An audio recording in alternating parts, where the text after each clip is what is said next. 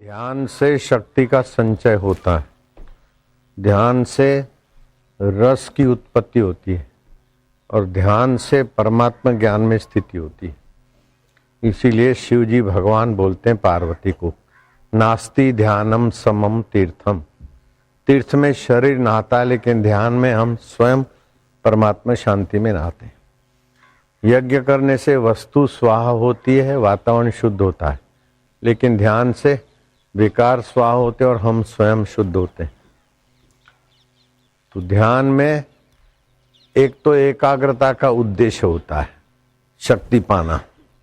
दूसरा होता है एकाग्रता के साथ भगवत रस पाना। जिन्होंने एकाग्रता पाई उन्होंने सृष्टियां बनाई। रावण ने लंका बनाई, हिरण्यकश्यप ने हिरणपुर बनाया, लेकिन फिर भी रस नहीं मिला तो रस के लिए क्या क्या किया।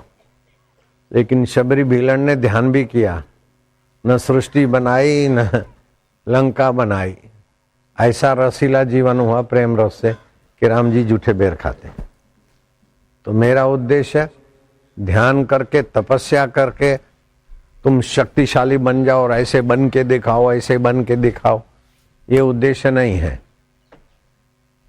मेरा उद्देश्य है कि थोड़ा ध्यान और उसके साथ ज्ञान और उसके साथ अहोभाव प्रेमा भक्ति, जिससे जल्दी जीवन रसमय हो जाए। नीरस जीवन विकारों में गिरता रहता है, रसवान जीवन पुरानी आदत से गिरता तो है, लेकिन संभल संभल के पार भी हो जाता है। ठीक है, अभी बैठो और चुपचाप ध्यान न करो, कोशिश न करो, चुपचाप बैठो। जीभ तालू में लगे तो अच्छा है। 45 साल से ज्यादा उम्र है तो जीभ दांतों के मूल में लगे तो और अच्छा है। श्वास अग्रभाग देखें और श्वास को जाते समय देखे तो ओम स्वरूप ईश्वर, ओम ईश्वर का ही नाम स्वाभाविक उससे जोड़ने वाला है। जैसे हम बर्फ कहते हैं तो बर्फ और शीतलता और सब साथ में आ जाए, ऐसे ओम माना ब्रह्म परमात्मा सब एक, उसकी व्याख्या कोई पूरी कर नहीं सकता। तो ओम श्वास अंदर गया और फिर गिनती, अथवा सोहम से भी हो सकता है। इसको श्वासोश्वास की माला बोलते हैं। जगत भगत के बीच जो फेरे सो गुरुमुखी, ना फेरे सो नीच। इससे रस, एकाग्रता और भगवत ज्ञान में बड़ी भारी मदद मिलती। महत्व नहीं जानते साधना का, नहीं तो साधु को कम से कम 6 घंटा, जो घर बार छोड़कर भक्त बने साधु बनते, 6 घंटा कम से कम ध्यान करना चाहिए, और गृहस्थी को 4 घंटे। ऐसा ऋषि दयानंद कहते हैं। ऋषि दयानंद का संप्रदाय चला, उसके पीछे भी उसकी ध्यान की एकाग्रता है। नहीं तो ऋषि दयानंद की बराबरी के विद्वान तो हजारों लाख हो गए। शेगांव में संत हो गए गजानंद महाराज, अकोला से 60 किलोमीटर की दूरी पर। अकोला में अपना आश्रम है। तो उनके पास भी ध्यान के द्वारा ऐसी निष्ठा थी कि मधुमक्खी काटती तो काटती है, बैठे हैं देख रहे हैं साक्षी होके। मधुमक्खी भी ब्रह्म है, शरीर भी ब्रह्म है, तो पीड़ा भी ब्रह्म है। रस ले रहे थे, मधुमक्खी काट रही उसका भी मजा ले रहे थे। उद्देश्य आदमी का कितना भी साधन ऊंचा हो, गुरु ऊंचा हो, वातावरण ऊंचा हो, लेकिन नीच लोगों का उद्देश्य नीच होता है, घूमना फिरना, सैर सपाटा करना, तो फिर उद्देश्य हमारा उद्देश्य बनता ही नहीं। एक होता है उद्देश्य बनाना, दूसरा होता है उद्देश्य जानना। कुछ लोग उद्देश्य बनाते हैं, मैं डॉक्टर बनूं, मैं वकील बनूं, मैं फलाना बनूं। तो ये बनाया उद्देश्य बन बन के बिगड़ जाता है। दूसरा होता है उद्देश्य जानना। तो उद्देश्य क्या है? उद्देश्य जानोगे तो पता चलेगा कि सब दुखों से निवृत्ति और परमानंद की प्राप्ति, ये मनुष्य मात्र का उद्देश्य है। सब दुखों की निवृत्ति सदा के लिए। दुखद अवस्था है लेकिन आपको दुखी न कर सके। आप दुखी दिखें फिर भी हृदय में ज्यों का त्यों समता रहे। सुख क्या है? बोले जहां दुख का अभाव है। सुविधा मिल गई, मजा आ गया, ये तो हर्ष है। सुख वो है जहां दुख का अभाव है। दुखे न लिप्यतेरन सुखम व यदि वा दुखम स योगी परमो मता। सुखद अवस्था है, दुखद अवस्था है, योगी अपने परम अवस्था में, ज्ञान अवस्था में रहता है। खिन्नोपि न खिद्यते, खिन्न होते हुए भी वो खिन्न नहीं है।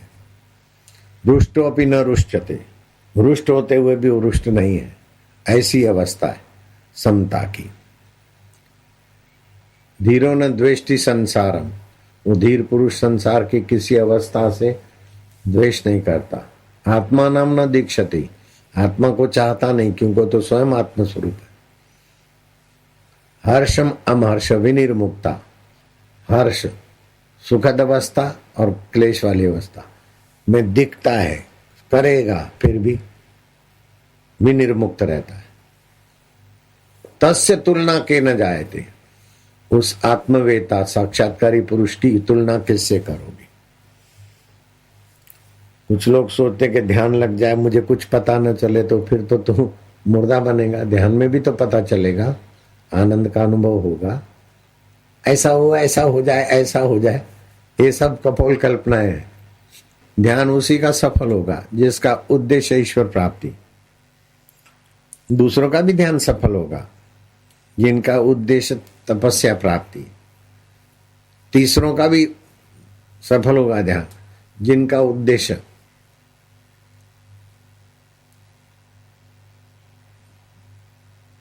कुछ वरदान पाना है। लेकिन ये सारे उद्देश्य छोटे छोटे हैं। असली उद्देश्य है सब दुखों से निवृत्ति और परमानंद की प्राप्ति, जो बहुत असली और ऊंचा और शास्त्रीय है। तो सब दुखों की निवृत्ति कहाँ है? बोले आत्मा में। परमानंद की प्राप्ति कहाँ है? बोले आत्मा में। और आत्मा कहाँ है? बोले आत्मा कहाँ नहीं है? सब आत्मा ही आत्मा है। तो आत्मज्ञान में ही सब दुखों की निवृत्ति, परमानंद की प्राप्ति है। रामकृष्ण परमहंस ने गरीब भिखमंगों को देखकर प्रेरणा दिया कि भंडारा करे और दरिद्र नारायण की सेवा हो जाए। फलानी तारीख जिम ने कहा है, जो दर दर टुकड़ा मांगते थे उनको सबको रामकृष्ण के यहाँ बिठाकर भोजन जिमाए जाएंगे, मिठाई, सब्जी, रोटी, ये वो, खीर वीर जो भी। तो लंबी लाइन लगी। उसमें से एक जो गरीब भिखमंगे, उसमें एक और भी विचित्र वेश वाला व्यक्ति लाइन में खड़ा रहे। तो भिखमंगे उसको डांटे, है इधर नहीं, इधर। तो रामकृष्ण देखते रहे कि उसका इतना अपमान होता है लेकिन उसके चेहरे पर शिकन नहीं पड़ता। ये भिखमंगा नहीं, कोई है पुरुष। इसे करते करते आखिर जिमने सब बैठे तो भिखमंगों की जमात में उस भिखमंगे को बैठने भी नहीं दिया। वो ऐसा गंदा गुगरा लग रहा था। तो रामकृष्ण ने देखा आखिर क्या होता है। तो सब भिखमंगे भोजन करके उठे और पत्तल उठा के फेंका। तो पत्तल जहाँ फेंकी वहां कुत्ता आया और वो भिखमंगा जो भिखमंगों से अपमानित हुआ था वो भी वहीं आया।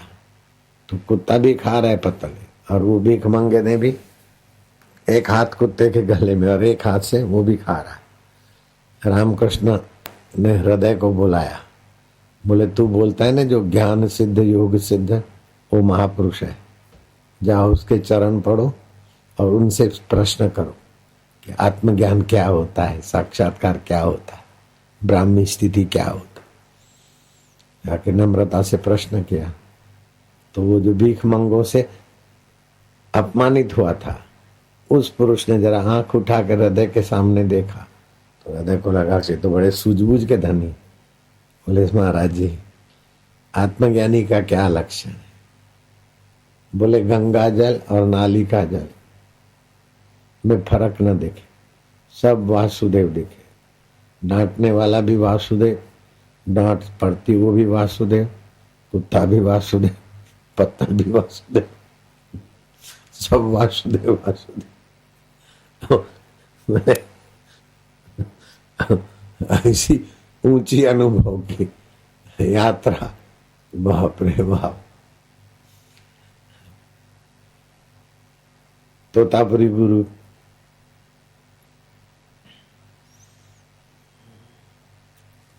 रामकृष्ण के गुरुदेव थे। वो कुछ अनुचित करते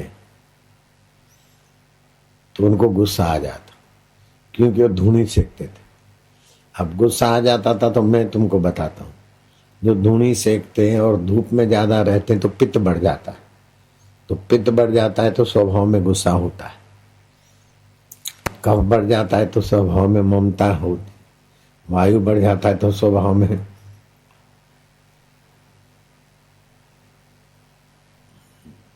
वो आदमी फास्ट होगा।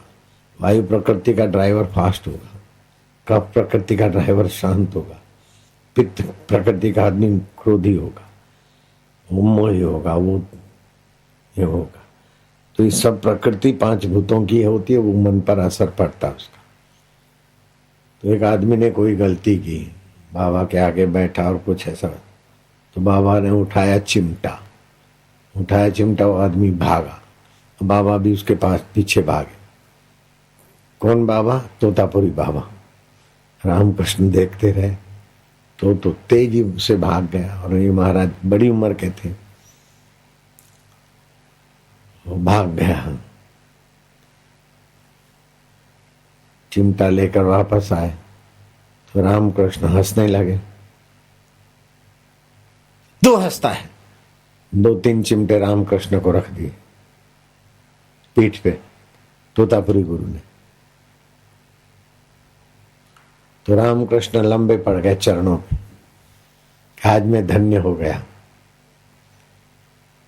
मुझे आपने स्वीकार कर लिया, मुझ पर प्रसादी बरसा दी, उसको नहीं मिली मेरे को मिली, मैं भाग्यशाली हूं। तोतापुरी गुरु का क्रोध तो शांत हो गया, रामकृष्ण पर कृपा बरस पड़ी। बोले ठाकुर तुमने क्रोध को जीत लिया, लेकिन मेरे को तो क्रोध आता है तो मैं आने देता हूं। बोले गुरु जी नहीं, बोले आज से मैं क्रोध को छोड़ देता हूं। ऐसा दृढ़ निश्चय तोतापुरी महाराज का, फिर कभी क्रोध नहीं किया। तो पित्त का प्रकोप था शरीर में, क्रोध होता था, लेकिन इच्छा शक्ति से, ऐसे इच्छा शक्ति से रुग्ण आदमी ठीक भी हो जाता। तो ये इच्छा शक्ति ब्रह्मचर्य से आती, अनुशासित होने से आती, एकाग्रता से आती। एकाग्रता हो और संयम ना हो तो इच्छा शक्ति आई, एकाग्रता, संयम नहीं है तो खत्म हो गई। किसी ने कुछ कहा तो सोच सोच के उसी में बह गए। नहीं, इंद्रियों का संयम होने से मन की भागदौड़ कम हो जाती, मन की भागदौड़ कम होने से बुद्धि में शांति होती, बुद्धि की शांति से प्रसाद मिलता है, प्रसाद आत्म संतोष, और उससे बुद्धि पुष्ट होती, उसके निर्णय सही होते, और उसमें बुद्धि में आत्म परमात्मा के सुख को, आत्म परमात्मा की प्रेरणा को झेलने की योग्यता आती। तो एक उद्देश्य होता है लौकिक बना लेते, मैं डॉक्टर बनूं, मैं वकील बनूं, ये बनूं, ये बनाया उद्देश्य तो कई लोग बनाकर डॉक्टर वकील फलाने हो जाते, फिर भी सुख के लिए सिगरेट पीते, सुख के लिए करते, पति पत्नी करते, लवर लवरी करते, डिवोर्स करते, क्या क्या करते, क्योंकि उन्होंने बनाया हुआ उद्देश्य है ऐसा बन जाऊं। लेकिन वास्तविक उद्देश्य वो भी जान लेवे तो सब दुखों की निवृत्ति और परमानंद की प्राप्ति वास्तविक मनुष्य मात्र का उद्देश्य है। तो सब दुखों की जहां पहुंच नहीं है, उस परमेश्वर का ध्यान, उस परमेश्वर का ज्ञान, और उस परमेश्वर में विश्रांति। तो परमेश्वर का रस, परमेश्वर का सामर्थ्य और परमेश्वर का ज्ञान। परमेश्वर का रस परमेश्वर का सामर्थ्य और परमेश्वर का ज्ञान, ये वास्तविक में सबका उद्देश्य है, जानते नहीं। ये उद्देश्य जान ले तो 95% तो उसी से फायदा हो जाएगा। 3% भावना का बल काम करेगा और 2% बाकी साधना करनी पड़ेगी। बस हो गया। 95% केवल अपने उद्देश्य को जान ले। जैसे आपका उद्देश्य अहमदाबाद आने का है, फिर रास्ते में कोई गाड़ी मिली, कोई कुछ हुआ, लेकिन उद्देश्य यहाँ का था तो इधर पहुंच गए। ऐसे ही उद्देश्य हो कि हम सुख दुख, सुखी दुखी दिखे, फिर भी अंदर समता को जानेंगे, तो आत्मज्ञान हो गया ना। कुछ भी हो लेकिन अंतरात्मा का रसपान करेंगे, हो गया ना उद्देश्य। अंतरात्मा में विश्रांति करेंगे। इस बात को आज पकड़ लो, बिल्कुल नए तरीके से, आसानी से। आपका कैसा मंगल होगा इसका कोई वर्णन नहीं कर सकता। उद्देश्य बना लो कि परमात्मा प्राप्ति करनी, और परमात्मा दूर नहीं है, दुर्लभ नहीं है, परे नहीं है, पराये नहीं है। जहां से मैं उठता है वही मैं का मूल है परमात्मा। सभी के मैं जहां से उठते वही परमात्मा है, और सभी वस्तुओं की गहराई में अस्तित्व है वो परमात्मा का, भांतित्व है वो परमात्मा का, और आनंद है वो परमात्मा का। तो ऐसे चुप बैठे रहेंगे ना तो भी मन कहीं जा रहा है तो जाओ, मैं देख रहा हूं, तो मन वो परमात्मा से स्फुरित होता है। धूप दीप में प्राणायाम करो और उद्देश्य अपना पक्का कर लो कि हमें सुख दुख में सम रहना। परमात्मा का ज्ञान पाने के लिए समता बहुत ऊंचा साधन है, और समता और परमात्मा ज्ञान फिर दूर नहीं है। और दिन भर विषमता तो आती रहेगी, विषम व्यवहार होता रहेगा, विषम लोग मिलते रहेंगे, और विषम धूम धड़ाका भी करना पड़ेगा। फिर भी अंदर देखते रहो। क्रोध आए तो क्रोध को भी देखो, चिंता आई तो चिंता को देखो। अब ठंडी आती है ना और गर्मी भी आती है। अब ठंडी आए तो बोले मैं ठंडा हो गया, गर्मी आए तो मैं गर्मी हो, नहीं, ठंड भी आती है, गर्मी भी आती है, आती और जाती। गर्मी ठंडी आती जाती। ऐसे ही राग भी आता है और द्वेष भी आता है। राग आता है तो जाता है, द्वेष आता है तो जाता है, लेकिन उसको जानने वाला नित्य तत्व परमात्मा जो का त्यों रहता है। तो मैं आत्मा परमात्मा का हूं, परमात्मा मेरे हैं, और ये आने जाने वाले, तो उसमें सतर्कता रहेगी, सजगता रहेगी। तो सजगता बनी रहे, उद्देश्य बना लो ईश्वर का ज्ञान, ईश्वर में विश्रांति, ईश्वर का आनंद। तो ईश्वर का ज्ञान तो सत्य है, मरने के बाद भी रहता हूं तो मैं सत्य हूं, चेतन है, तो बुद्धि को प्रकाशित करता है तो वो है। आनंद है तो जो सुख आता है उसी का है, बस। तो फिर ओंकार का उच्चारण किया और शांत हुए, व्यवहार किया और कुछ भी हुआ तो अंदर में शांति का अनुभव भी हो रहा है और गुस्से का भी अनुभव हो रहा है। जैसे पनियारी होती है ना, घड़े पे घड़ा, घड़े पे घड़ा, और ऊपर छोटी सी घड़ी, 3-4 घड़े लकड़ी रखी हुई। सहेली से बात भी करती जाती है, उलाहना भी देती जाती है कि मेहमान आए थे, मैंने हलवा बनाया, सर्दियों के दिन थे जानबूझ के ज्यादा बनाया, मेहमानों को खिलाया, बाकी का सीरा मैंने सेक दिया। बच्चे सुबह सुबह स्कूल जाए, उनको सीरा मसल के दूध में डाल देती हूँ, बच्चे भी खुश और मेरे को भी आराम। अरे कमला तू तो बड़ी चालाक है, मेहमान आए, सीरा बनाया, भून के रख दिया, बच्चों को कर देती हूँ, हमको तो दिखाया भी नहीं। हाँ अभी तू कहाँ दिखाती, फिर भी चल खाना हो तो बच्चों को दूध में डाल के देती हूँ, तो तेरे को भी दूध में डाल के खिलाता हूँ अभी। तो एक दूसरे से मजाक भी कर रही, उलाहना भी दे रही, फिर भी मटकों का ध्यान है, मटके गिरते नहीं हैं, रास्ता भी देख रही है, उलाहना भी दे रही। तो मन की 2 धारा होती, मुख्य धारा घड़ों में है और सामान्य धारा से सब कुछ हो रहा है। कभी मुख्य धारा,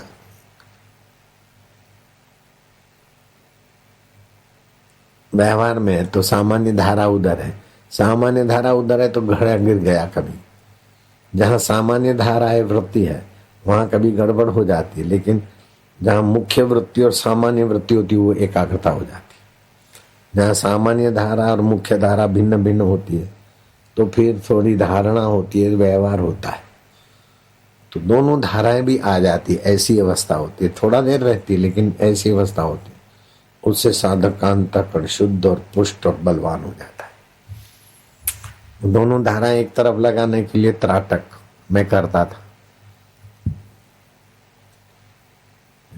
अंगूठे पर कागज लगा दिया, फिर स्वस्तिक बना दिया और लाल स्वस्तिक के अंदर अथवा सिंदूरी स्वस्तिक के अंदर बीच में बिंदी लगा दी, लगी हुई होती है स्वस्तिक में कई जगह। वो बिंदी को देखता, एक टक देखता देखता देखता, तो इसे एकाग्रता सामान्य धारा मुख्य धारा बनती। ये तत्व ज्ञान के आगे छोटा है, लेकिन बाकी की जगह पर ये बहुत बड़ा है साधन। ये तो करना पड़ता है, दूसरा सजागता करनी नहीं पड़ती, होती है। कुछ भी आया अंदर से साक्षी भाव में, तो ईश्वर प्राप्ति की तड़फ हो जाए तो बहुत अच्छा। तड़फ नहीं होती है तो कमरा बंद करके भगवान के लिए रो, भगवान के लिए बातें करो, और संसार स्वप्न है, सब मरने के तरफ है। शाकिर बोलता है आखिर ये भी नहीं रहेगा, आखिर ये भी नहीं रहेगा, लेकिन खाली शाकिर का अनुभव नहीं, सभी का यही अनुभव है। वास्तव में देखा जाए तो किसका क्या रहा है, बचपन किसकी रही, जवानी किसका रहा, दुख किसका रहा, सुख किसका रहा। दुख क्या है? भागवत के 11वें स्कंद में उद्धव श्री कृष्ण से पूछते हैं कि केशव सुख क्या है? तो सामान्य आदमी समझता है मकान हो, दुकान हो, चीज वस्तुएं हो, विषय हो, सब कहने में चले तो ये सुख है। बोले नहीं, ये सुख नहीं है। सुख सुविधाएं प्राप्त हो, चाहे वो सब चली जाए, फिर भी चित्त ज्यों का त्यों समता में रहे, वह वास्तविक सुख है। सुखद अवस्था आए चाहे चली जाए, फिर भी अंतःकरण में हिलचाल ना हो, अपना स्वरूप ज्यों का त्यों है ऐसा ज्ञान बना रहे, ये वास्तविक सुख है, वास्तविक ज्ञान है, वास्तविक रस है, वास्तविक भगवत प्राप्ति। बोले दुख क्या है? दुख क्या है कि बोले भोग नहीं है, चीज वस्तु नहीं है।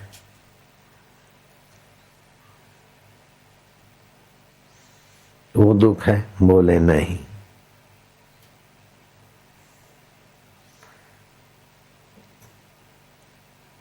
तो दुख क्या है? बोले ये चाहिए, ये चाहिए, इतना होते हुए फिर चला न जाए, इस बेवकूफी का नाम दुख है। जो आया है वो तो जाएगा, चला न जाए, इसी का नाम तो दुख है।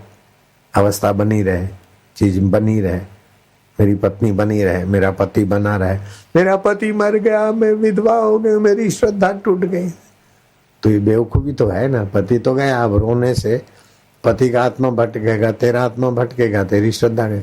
पति बना रहे ये आग्रह है, अब पति तो चला गया, भगवान में से श्रद्धा हट गई, तो ये बेवकूफी है।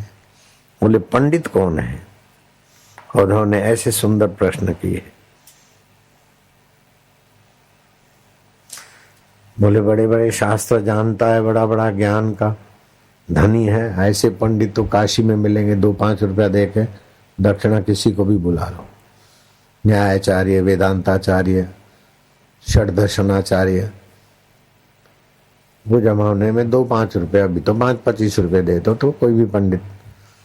पंडित वो नहीं है, पंडित वह है समदर्शी। सुनी चैव स्वपाके पंडिता समदर्शिना। स्वान में, कुत्ते में, हाथी में और वो पत्थलों में, सब में जो ब्रह्म को देखता है वो महापुरुष पंडित भी है, ब्रह्मवेता भी है। बोले मूर्ख कौन है? जो अनपढ़ है उसको मूर्ख कहते हैं उद्धव, ऐसा नहीं है। जो शरीर को मैं मानता है, इंद्रियों को मैं मानता है, दुख सुख को सच्चा मानता है, संसार को सच्चा मानता है और अपने असली मैं को नहीं जानता, तो विद्वान होते हुए भी मूर्ख है। इसलिए कृष्ण बता रहे हैं, अपने तरफ नहीं ले आना कृष्ण भाई हमको मूर्ख गिनते, लेकिन आपकी ऊंचाई को जगाने के लिए कृष्ण सच्ची बात तो कहेंगे ना, डरेंगे थोड़ी। तो मूर्ख कौन है? देह इंद्रिय मन बुद्धि को मैं मानता है, वह मूर्ख है। तो उद्धव कहते हैं कि माधव आप इतना रहस्यमय ज्ञान बताते तो मुझे पूछने की और भी जिज्ञासा बढ़ती है। हे परमेश्वर, सुमार्ग क्या है और कुमार्ग क्या है? श्री कृष्ण मंद मंद मुस्कुराते हैं। उद्धव,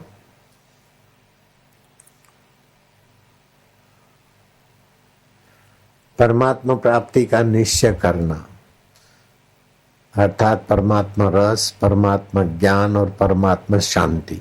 परमात्मा शांति से सामर्थ्य आएगा, परमात्मा ज्ञान से अज्ञान मिटेगा, निर्भीक हो जाएगा, परमात्मा रस से नीरसता जाएगी। यह है सुमार्ग। और कुमार्ग क्या है? जो करने से, जो भोगने से, जो सोचने से अंत में निराशा, दुख, चिंता और वियोग हो, ये सब कुमार्ग है। ये सब कुमार्ग के कारण दुखी है। ये करूं, बीएड कर लिया फिर भी दुखी है, जॉब कर लिया फिर भी दुखी है। जॉब नहीं करो ऐसा नहीं है, लेकिन ये सब करो, लेकिन मुख्य वृत्ति उसको दो, मुख्य महत्व अपना ऊंचा उद्देश्य, मुख्य महत्व अपना परमात्मा रस प्राप्ति। फिर एक्सीडेंट हो जाता है, आगरे के अस्पताल में पड़ी रहती है, फिर भी वो दुखी नहीं है। भाई कथा तुमने सुनी हुई है, बेटा मर गया, कलकत्ता का सेठ बेटे की लाश पे गोविंद हरे गोपाल हरे, जय जय प्रभु दीन दयाल हरे, सुख धाम हरे। सिविल सर्जन बोलता है कि ये क्या कर रहे हो?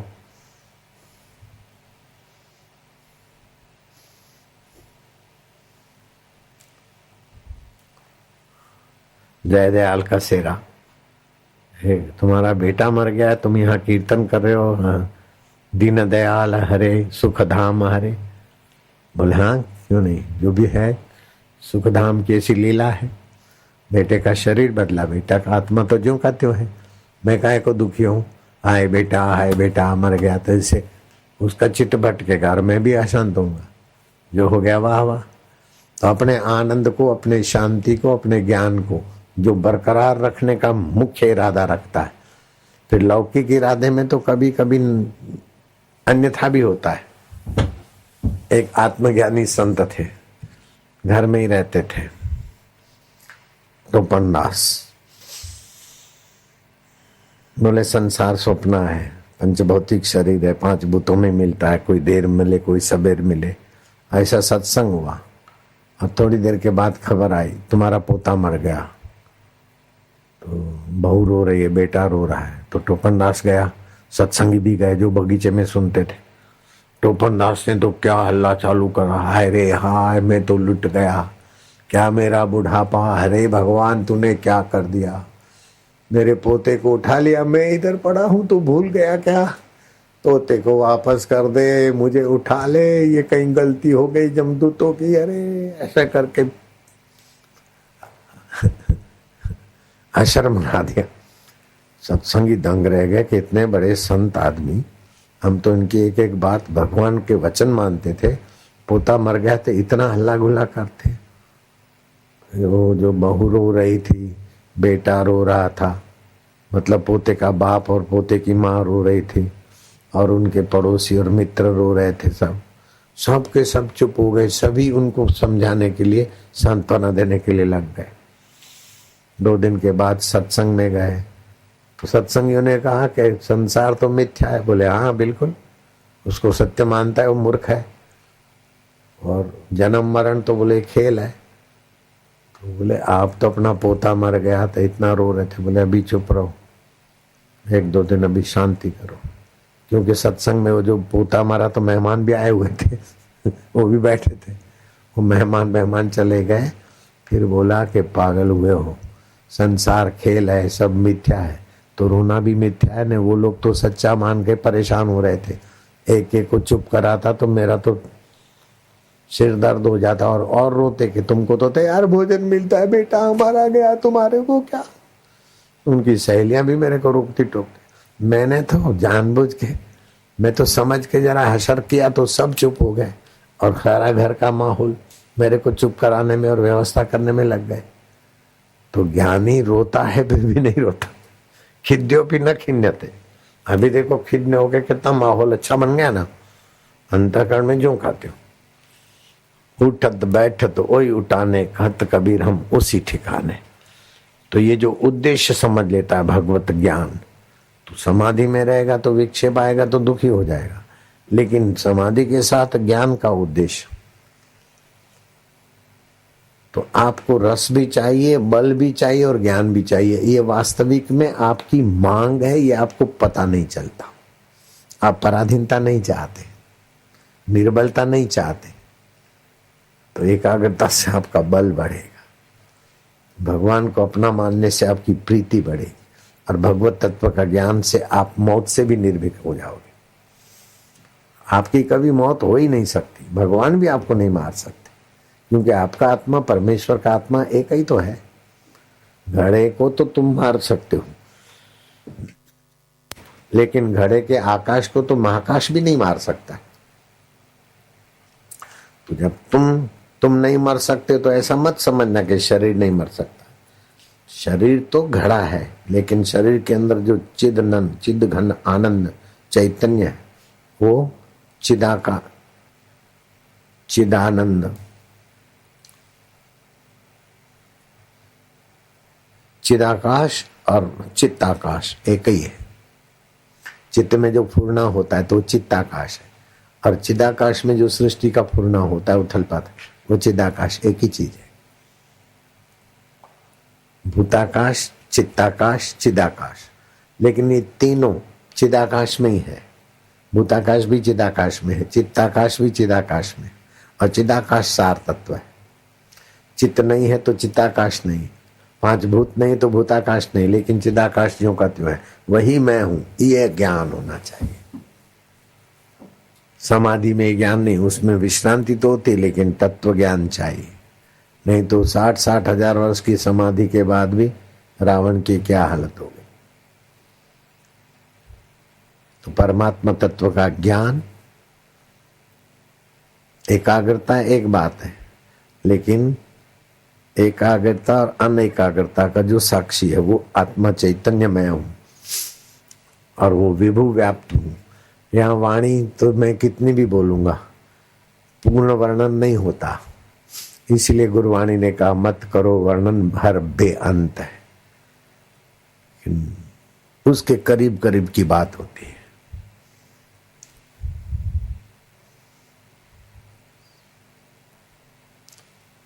एक से एक ऊंचे साधन है, लेकिन एक ऐसा साधन है जिसको परम साधन बोल दो। ऐसी अवस्था आती कि कुछ भी ना करे, कुछ न करना और चुप, न मनोराज्य, न आलस्य, न निद्रा। क्या करूं, सारा कर्तव्य छोड़। कभी कभी ऐसी अवस्था भी आती है, कुछ भी नहीं करते, बड़ा अच्छा लगता है, आनंद आता है, शांति मिलती। शांति का उपभोग करेगा तो फिर वहां रुक जाएगा। शांति आई तो भी जानकर, शांति चली गई तो भी उसको जानते हैं, तो तत्व ज्ञान में आ जाएगा। ये ब्रह्मवेता गुरुओं का सानिध्य से ही जमता है। अपने आप ये अवस्था ऊंची मुश्किल से आती। तो अपना उद्देश्य जान लो। एक है उद्देश्य मान लिया मैं डॉक्टर बनूंगा, ये करूंगा। दूसरा है उद्देश्य जान लिया कि सुख दुख में सम, और ये हाड़ मास का शरीर हम नहीं है, हम चिदानंद स्वरूप है, चैतन्य रूप है, आनंद रूप है, और विभु है, व्याप्त है। अभी भले उसका अनुभव नहीं होता, फिर भी हम है तो वही। अभी पृथ्वी गोल है ये नहीं जानते, लेकिन है बैठे हैं पृथ्वी गोल पर ही, मान लो। इंद्रिय संयम ये आध्यात्मिक संपत्ति का, लौकिक संपत्ति का खुला मार्ग है। एकाग्र होना, इंद्रिय संयम, ये लौकिक संपत्ति और आध्यात्मिक संपत्ति बढ़ाती है। बोले स्वर्ग क्या है? वो देवलोक में जाना स्वर्ग है, ये तो देश विशेष का माना हुआ स्वर्ग है।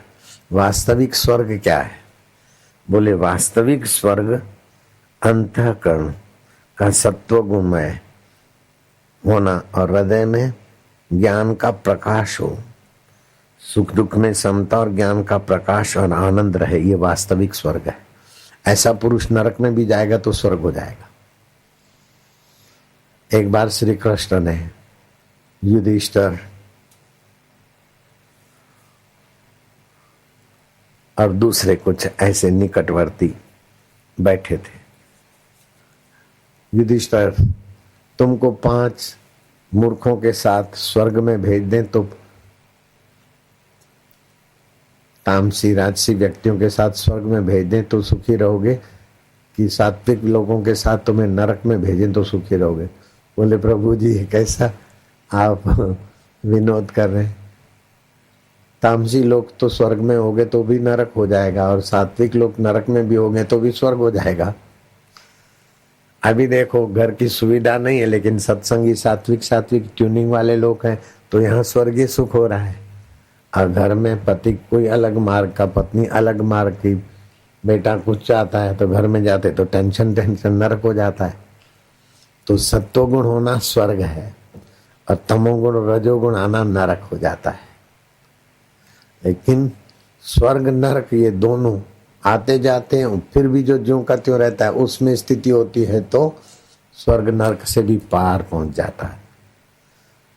जैसे है तो तमोगुण, कुत्तों के साथ खाना, भंडारे का खाना रजोगुण है, लेकिन वो ब्रह्मवेता न तमोगुण में है न रजोगुण में न सतोगुण में, वो है अपने आप हर परिस्थिति का बाप। वो स्वर्ग नरक सबसे परे। ऐसे पुरुष बड़े दुर्लभ होते, कभी कभार कहीं मिलते। ऐसे पुरुष आचार्य होकर सत्संग भी कर सकते, भिखमंगे होकर भी दुत्कार की जगह पे भी हो सकते। एक ऐसा पुरुष था जो कपड़वन में मोची का काम करता था, मैं उसका दर्शन करने गया था। एक ऐसा पुरुष था कि भावनगर में बबुल के पेड़ के नीचे बैठे रहते थे, और मैं भावनगर सत्संग करने जाता तो उसके पास जाके बैठता था। बोलते नहीं थे, मेरे से भी नहीं बोलते थे। डबल आए तो उसी कपड़ों में करते हैं और सुअर आके चाट जाता। एक ऐसी मुसलमान भाई थी, शिवलाल काका के होटल के सामने पड़ी रहती थी।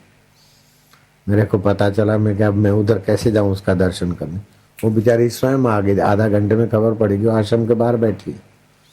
मैं गया तो मेरे को देखकर खूब हंसी और कोड वर्ड में कुछ मेरे को बता दिया बात, तो मैं थोड़ा सुकड़ा गया। तो फिर उसने पलटी मार के, मेरे भक्तों को पता न चले कि मैं अहमदाबाद का हूँ, यहाँ शादीशुदा हूँ, फिर दूसरी बात कर दी उसने।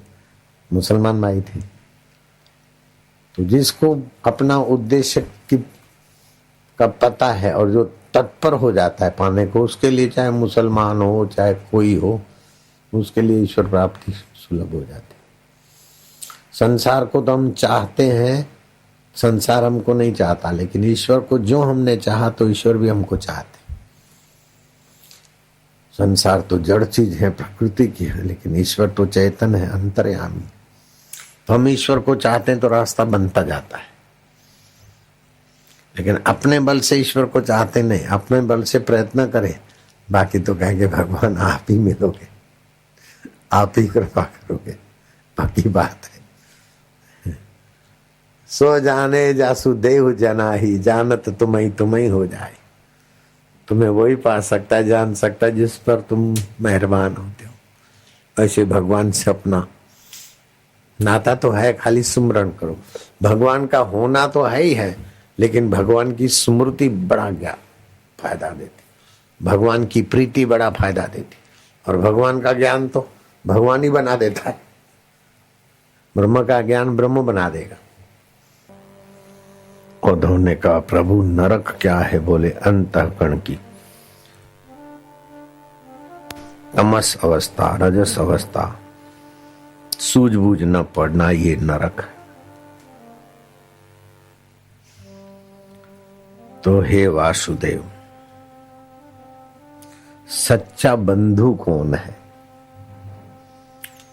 भागवत के 11वें स्कंद में उद्धव ने बड़े ऊंचे प्रश्न पूछे और भगवान ने जवाब भी परम ऊंचे दिए हैं, सार सार।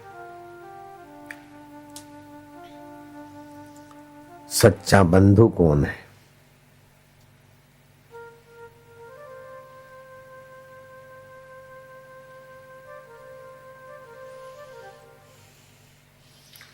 बोले सच्चा बंधु जो हित के तरफ ले जाता है, शुद्ध प्रेम के, लवर लवरी का प्रेम नहीं, शुद्ध लवर लवरी मैंने मिलाया क्योंकि आज जमाना वो है ना।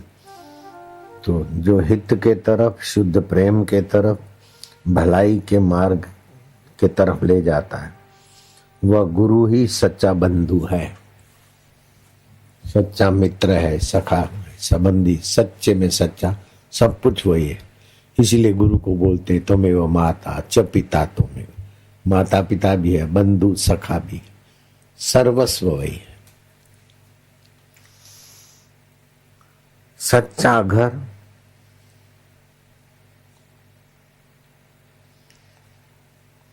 सच्चा घर क्या है?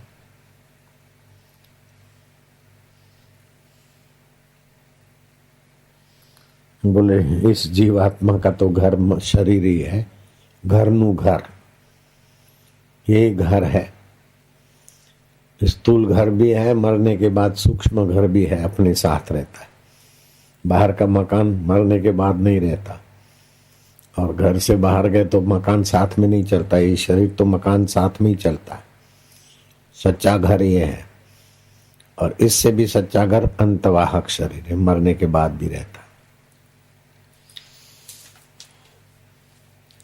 तो सच्चा स्वभाव क्या है कि बोले सूक्ष्म शरीर मिट जाने के बाद भी जो अपना ब्रह्म स्वभाव है वो सच्चा स्वभाव है। वो मैं प्रश्न करता हूँ और उत्तर देता हूँ। उद्धव कृष्ण भी करते हैं और मैं भी कर रहा हूँ। ये मैंने ही प्रश्न किया कि सच्चा घर क्या, ये प्रश्न है। तो भागवत में आया शरीर, फिर मैं इसमें मिलावट कर रहा हूँ। ये शरीर भी छूट जाने के बाद भी अंतःकरण रूपी सूक्ष्म शरीर भी घर है, लेकिन वो ज्ञान होने के बाद ये भी छूट जाता है, तो ये सच्चा घर नहीं रहता, फिर भी सच्चा स्वभाव प्रकट हो जाता है। ये मैंने मिलाया है शास्त्रीय ढंग से।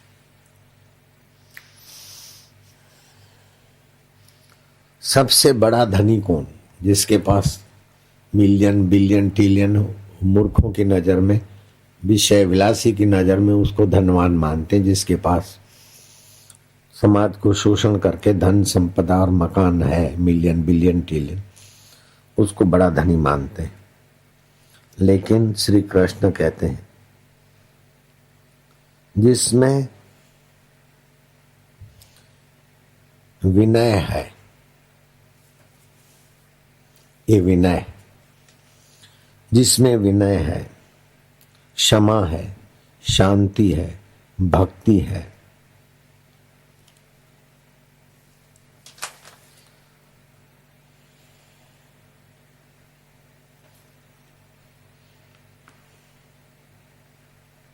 गुण ग्राह्यता है, वह सच्चा धनी। दरिद्र कौन है? भगवान कहते जिसको संतोष नहीं, गहने चाहिए, कपड़े चाहिए, ये चाहिए, वो चाहिए, मेरा चला न जाए, वो कंगाल है।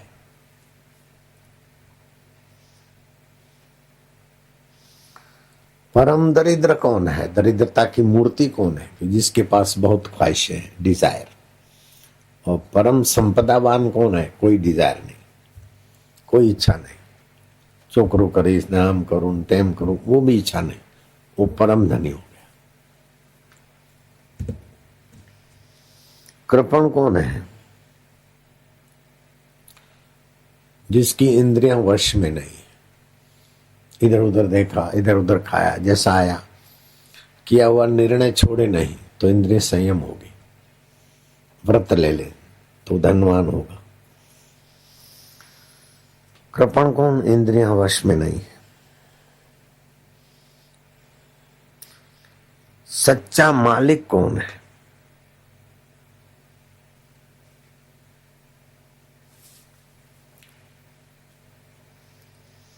बोले सद्गुण में भी आसक्त नहीं, दुर्गुण से तो दूर है, सद्गुण में भी आसक्त नहीं।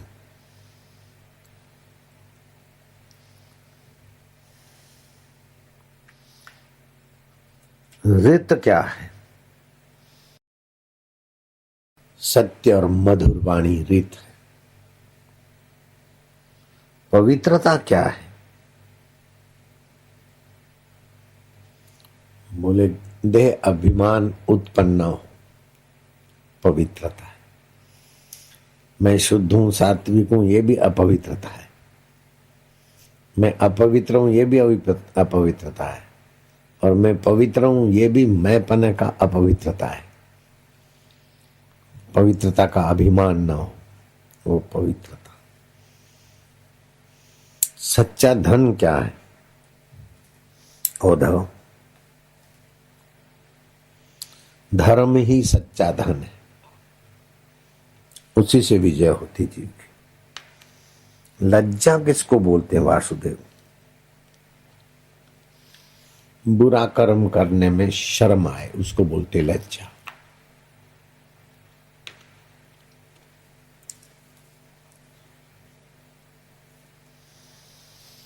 उद्धव कृष्ण संवाद जो विचारेगा वो निर्बुद्धि होगा तो भी बुद्धिमान बनेगा, असाधक भी साधक बनेगा। ऐसे उम्दा प्रश्न उत्तर। उस सच्चिदानंद की अपने हृदय में परछाई पड़ती, एकाग्रता से सत्य की परछाई पड़ती, बुद्धि में चित्त की परछाई पड़ती, ज्ञान उपजता बढ़ता और अंतःकरण में आनंद की प्रीति की परछाई पड़ती है। सच्चिदानंद ध्यान में सतता, चेतनता और आनंदता हमारे अंतःकरण में विकसित हो रही। अभी जो आनंद आ रहा है वो हमारे अंतःकरण में परमात्मा की परछाई, बुद्धि में ज्ञान आ रहा है, ये बुद्धि में उसकी परछाई, और अंतःकरण में एकाग्रता है, उसकी सत्यता है। एकाग्रता सत्यता है, ज्ञान चित्तता है और सुख आनंदता है। सच्चिदानंद का ही स्वभाव ध्यान में, सत्संग में सुविकसित होता है। गुरु का उपदेश सुनकर ध्यान मूलम गुरु मूर्ति, पूजा मूलम गुरु पदम, मंत्र मूलम गुरु वाक्यम, मोक्ष मूलम गुरु कृपा। उससे लोग तर जाते थे। जब लोग राजसी तामसी बन गए, गुरु को भगवत बुद्धि से नहीं देखते, गुरु की आज्ञा का उल्लंघन करते, फिर मूर्तियां बना के रख दी। चक्कर खाते खाते खाते थक थक आके फिर गुरु के पास आए, शायद फिर गुरु की आज्ञा माने, गुरु की कदर करे और पार हो जाए। जिन्होंने आज्ञा मानी, कदर की, वो पार हो गए। जो मनमुख रहे वो हयात गुरु से भी इतना फायदा नहीं उठाते, फिर धन गुरु नानक बोलते रहते, धन साईं लीलाशाह बोलते रहते, झूलेलाल झूलेलाल करते रहते। लेकिन धन भागी वे हैं जो हयात गुरु की गांव गांव नगर नगर डगर डगर घूमकर उडेरा लाल उपदेश देते, सत्संग करते, लेकिन उनके भाई नेजा और सोमा उनको नहीं मानते थे। वो तो संसार की मजूरी करके मरे। पुंगर ने उनकी श्रद्धा से सेवा की। पुंगर उतर गया, उसकी पीढ़ियां अभी झूलेलाल की पुजारी परंपरा में। अभी भी अवतार हो सकते हैं अवतार, दिखने की नजर हो, पर ब्रह्म परमात्मा हृदय में अवतरित होता है। संतों का नित्य अवतार होता है। कोई नैमित्तिक अवतार होता है, कोई आवेश अवतार होता है, कोई प्रेरणा अवतार होता है। अभी शांति और प्रेरणा अवतार हो रहा है, मंगल में माधुर्य अवतार हो रहा है, भगवान की चेतना आनंद अवतरित हो रहा है। नजरों से वे निहाल हो जाते हैं जो ब्रह्मज्ञानी की नजरों में आ जाते हैं।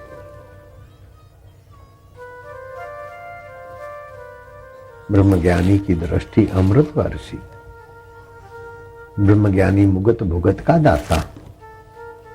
गुरुवाणी में लिखा है, लेकिन कोई विरले मानते, फायदा उठाते। संत चलते फिरते तीर्थ, हरिद्वार, काशी, प्रयाग, पुष्कर स्थावर तीर्थ, संत जंगम तीर्थ है। तीर्थों का सेवन बहुत काल करो तब कुछ पुण्य लाभ होता है, लेकिन संत रूपी तीर्थ का सेवन उद्धव तुरंत लाभ देता है। और संत रूपी तीर्थ का सेवन करने वाले स्वयं भी तीर्थत्व किस माधुर्य से मंगलमय हो जाते। ज्ञानेश्वर बोलते हैं, जिसने ब्रह्मज्ञानी गुरु की दीक्षा ली वो तीर्थों में जाता है तो तीर्थ बोलते हैं हम किसको पवित्र करें, तो हमको ही पवित्र करने वाला है। मंदिर में जाते तो देव बोलते हैं हम किसको दर्शन दे, इसके दर्शन से तो माहौल पवित्र होता है। घर विच आनंद रहा भरपूर, अपने अंतःकरण, शरीर अंतःकरण घर है, इसमें ही भगवत आनंद भरपूर है, भगवत शांति भरपूर। तीर्थ यात्रा से भी उपवास ज्यादा अंतर्मुख करता है। उपवास से भी ध्यान और गुरु की रहमत हजारों गुना ज्यादा फायदा करती। ज्ञानेश्वर कहते हैं, गुरु कृपा तू सदैव मेरे हृदय में रहना। ओम शांति, ओम माधुर्य।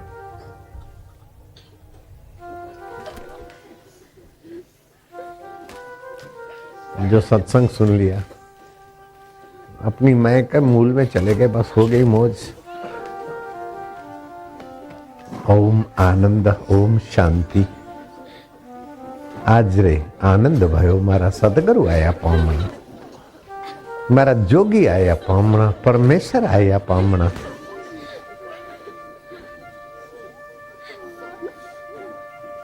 मथुरा में तो कंस मारियो, लंका जी में रावणा, कूद पड़ो कालिंदर माथे, नागनाथ के रावणा। आज रे आनंद भयो, मारा सदगुरु आया पामणा।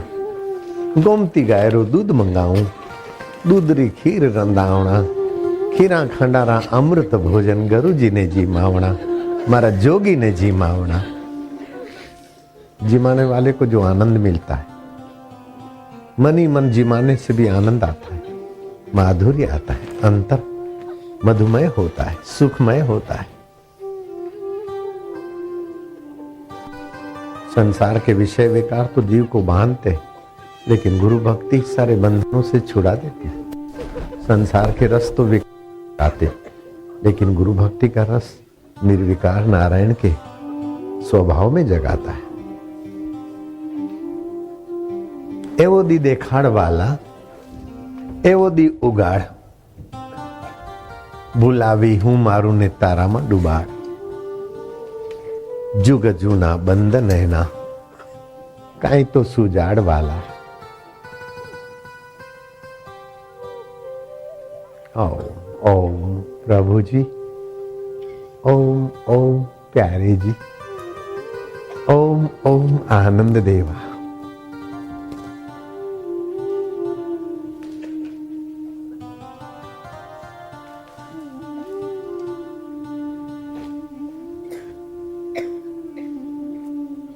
ये सपना तो नहीं देख रहे? चुंडी लगाओ, सपना तो नहीं है।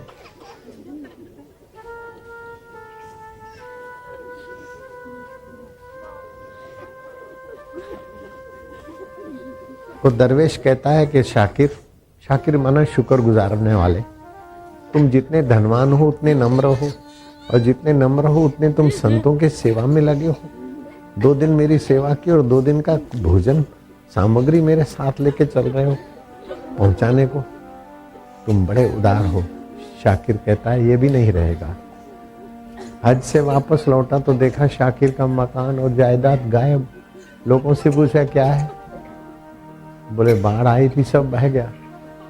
अभी हमदाद जमींदार के यहाँ वो शाकिर काम करता है मजदूरी का, पेट भर खाना मिलता है, भैंसे देखता है, घास काटता है, बैल चलाता है। इतना बड़ा अमीर ऐसे हो गया। मैं जाऊंगा, उससे मिलूंगा। उस धनाढ्य व्यक्ति को शाकिर माना शुक्रगुजार, उसका नाम ही पड़ गया। असली नाम क्या है लोग भूल गए। शुक्रगुजार को देखा तो एक मजदूर की हैसियत में दरवेश की आंखें भर आई कि बोले अल्लाह ने तुमको इतनी नेकी दी, इतना काम किया, फिर भी बोले आखिर ये भी तो गुजर जाएगा ना। जब अमीरी नहीं रही तो गरीबी क्या रहेगी। शाकिर बोले संतों से सुना है ना, सब गुजरता है, किसको सच्चा मानेंगे। सत्य तो ज्यों का त्यों है, हमारा आत्मा है, शरीर और व्यवहार तो बदलता रहता है। शाकिर मैं फकीर हूं, दरवेश हूं, लेकिन तू छुपा फकीर है, छुपा दरवेश है, छुपा साधु है गृहस्थी में।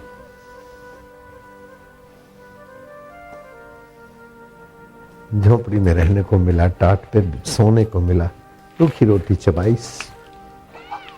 दरवेश ने विदाई ली, लेकिन मन में लगा कि हज तो सब लोग करते हैं, लेकिन मैंने एक चलता फिरता शाकिर का जीवन देखा तो हजारों यात्राएं कुर्बान कर दूं। फिर मन हुआ कि गरीब शाकिर बोलता है ये भी नहीं रहेगा, चलो मैं हज के बहाने फिर जाता हूं। 2 साल के बाद फिर जाता है तो देखता है कि वो शाकिर जो मजदूर था वो हमदाद संपत्ति का वारसदार बन गया। हमदाद की कोई संतान नहीं थी, लंबी चौड़ी जमीन जागीर थी और सोने के घड़े में हीरे जवाहरात गढ़े थे। सारा का सारा शाकिर को दे दिया। मरने के पहले कहीं वासना मुझे न सताए, शाकिर तू ले ले।